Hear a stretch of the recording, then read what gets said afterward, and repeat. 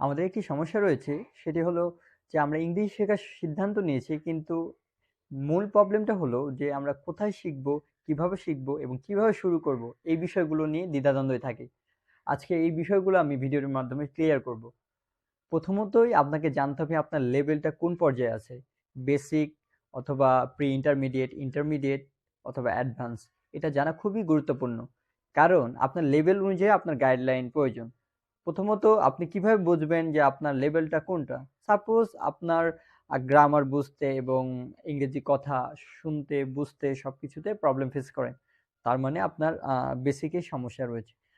আপনি ইংরেজিতে কিছুটা কথা বলতে পারেন, বুঝতে পারেন, মোটামুটি গ্রামার নলেজ আছে, সেটা আপনার বেসিক লেভেল ভালো। আপনি প্রি ইন্টারমিডিয়েট লেভেলে আছেন। ইন্টারমিডিয়েট লেভেল কি? আপনি মোটামুটি কথা বলতে পারেন, তারপরে আপনার গ্রামারে ভালো কমান্ড রয়েছে, আপনি গ্রামাটিক্যাল কারেক্ট করতে পারেন, সেগুলো ইন্টারমিডিয়েট।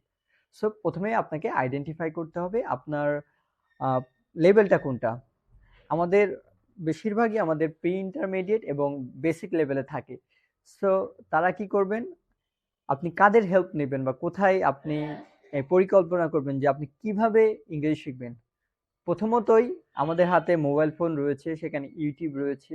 এখন সব থেকে বড় একটি জায়গা আর্টিফিশিয়াল ইন্টেলিজেন্স। যেমন এআই কে যদি আপনি আপনার প্রবলেমগুলো লিখে দেন, সে সঠিকভাবে আপনাকে গাইডলাইন দিয়ে দিবে। আপনার স্পেসিফিক প্রবলেমগুলো যখন লিখবেন, সেখানে আপনার উত্তরগুলো সেখানে পেয়ে যাবেন।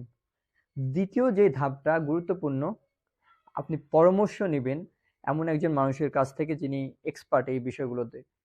সে হতে পারে আপনার ইউনিভার্সিটির বড় ভাই, বা আপনার পরিচিত কোনো বড় ভাই, বা কোনো প্রতিষ্ঠানে কাজ করে, এমন ইংলিশ নিয়ে কাজ করে, তাদের থেকে হেল্প নিতে পারেন। সো এটা গুরুত্বপূর্ণ, কারণ সে আপনাকে সরাসরি আপনার সম্পর্কে জানবে এবং আপনাকে সে অনুযায়ী গাইডলাইন দিবে।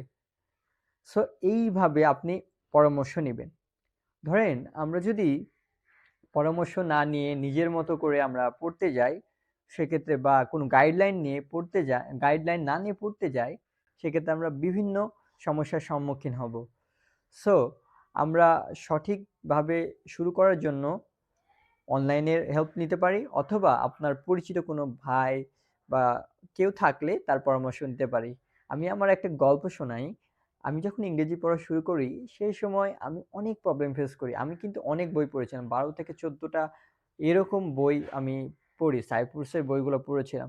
কিন্তু আমি সঠিক গাইডলাইন না পাওয়ার কারণে আমাকে অনেক চ্যালেঞ্জ ফেস করতে হয়। অনেক পড়ার পরেও আমার আউটকামটা ভালো আসেনি।